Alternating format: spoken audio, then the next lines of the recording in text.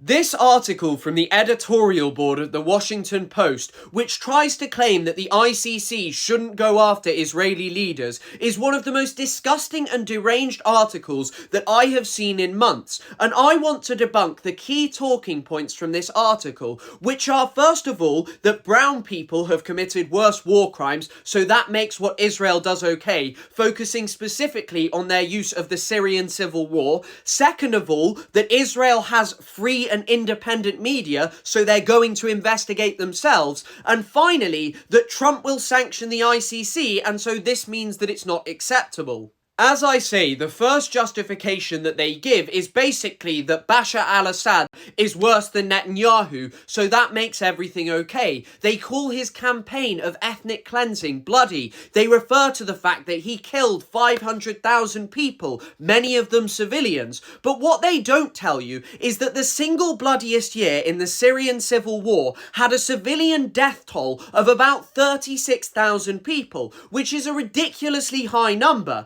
But at the same time, Israel surpassed that number in a single year. And if you are to listen to institutions like the Lancet, they are saying that Israel has far surpassed this number. But of course, to the Washington Post, this doesn't matter, because these crimes were committed by Bashar al-Assad, so they're so much worse than what Israel is doing. Now, the second claim that Israel has vibrant and independent media is just a complete and utter lie. According to Reporters Sans Frontières, Israel has worse press freedom than Qatar because they have a very strict military censor who ensures that articles which threaten the Israeli military are never published. So the idea that they are going to hold themselves to account when you can literally find articles like this about an Israeli soldier firing an entire clip of his rifle into a schoolgirl and not being found guilty is just ridiculous, and I don't even think any more needs expanding on. And the final point about Trump sanctioning the ICC is just ridiculous,